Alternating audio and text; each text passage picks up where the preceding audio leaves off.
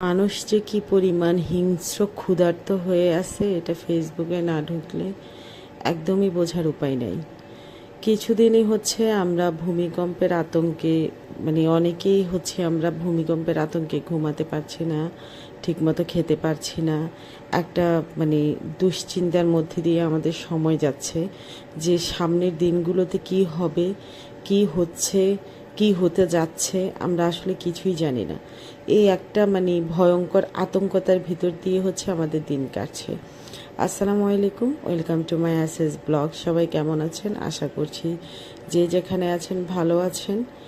সবার ভালো এবং সুস্থতা কামনা করে হচ্ছে আজকের ভিডিওটা আমার। ফেসবুকে ঢোকার পর থেকে হচ্ছে দেখছি একটার পর একটা উদ্ভট পোস্ট আমার চোখের সামনে পড়ছে। কারো চোখের সামনে পড়ছে কিনা আমি জানি না, তবে আমি যতবারই এই পোস্টগুলো দেখছি ততবারই হচ্ছে আমি অবাক হচ্ছি এটার জন্য যে পরপর দুদিনের মধ্যে আমার জানা মতে 5বার ভূমিকম্পের আতঙ্কতা হয়েছে এবং কম বেশি সবাই টের পেয়েছে ভূমিকম্পের।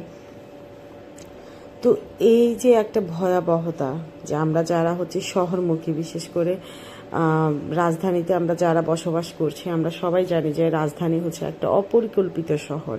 এখানে যদি কিছু একটা হয়, আল্লাহ না করুক, তাহলে সব কিছু একদম পুরো ধ্বংস হয়ে যাবে। এখানে উদ্ধার করার মতো কোনো প্ল্যানিং বা কোনো কিছুই নাই, কোনো কিছুই ওই রকম কোনো হেল্প আমরা কেউই পাবো না। হয়তো 3-4 বছর বা 5 বছর লেগে যাবে, কিন্তু হয়তো দেখা যাচ্ছে যে আমাদের কাউকেই উদ্ধার করতে পারছে না বা উদ্ধার করতে পারবে না।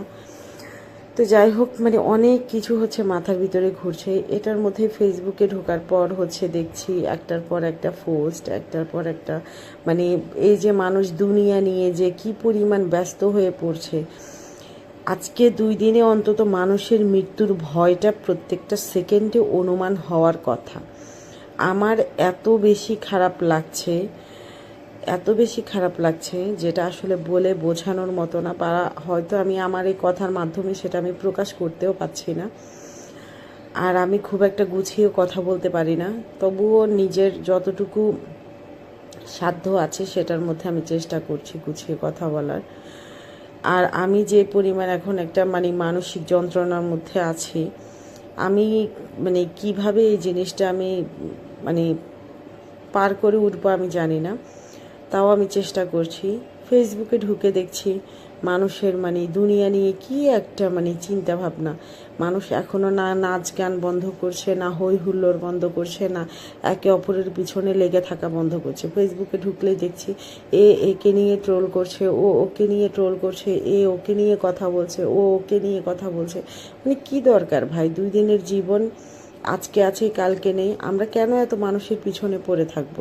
কেন এত নাচ গান এত আমোদ ফুর্তি নিয়ে পড়ে থাকবো? কেন আমাদেরকে 1 ঘন্টা 2 ঘন্টা পর পর একটা পোস্ট দিতে হবে? কেন আমাদেরকে এত বেশি অ্যাক্টিভ থাকতে হবে ফেসবুকে? কেন এই কয়েকদিন আমি দেখছি যে সবাই কি সুন্দর, মনে হচ্ছে কি কোনো কিছুই না, একদম নর্মালি হয়ে যাচ্ছে, জীবন চলে যাচ্ছে। এরকমটা তো আচ্ছা, যাই হোক, এটা হচ্ছে আমি আমার ওপিনিয়নটা আপনাদের সাথে শেয়ার করেছি। আমার মতো যারা এখন বর্তমানে এইরকম ভাবছেন যে ভবিষ্যতে ঢাকাতে কি হবে না হবে এটা নিয়ে যারা ভাবছেন, তারা একটু আমাকে কমেন্টে জানান আমার কথাগুলো কি ঠিক নাকি ভুল, সেটা অবশ্যই আমাকে আমার কমেন্টে জানাবেন। আমার আসলে কথা বলার মতো ওইরকম মন মানসিকতাও এখন নাই। মনে হচ্ছে কি কিছু একটা কথা না বললেই হচ্ছে না, একটু নিজের ভিতরেই একটা একটা চাপা চাপা কষ্ট অনুভব হচ্ছে। সেই জন্য হচ্ছে একটু বলে হালকা হওয়ার চেষ্টা করছি, এতটুকুই। সবাই ভালো থাকেন, সুস্থ থাকেন, সবার সুস্থতা কামনা করি। আল্লাহ পাক রাব্বুল আলামিন আমাদের সবাইকে ভালো রাখুক, সবাইকে সকল প্রকার বিপদ আপদ বালা মুসিবত থেকে রক্ষা করুক।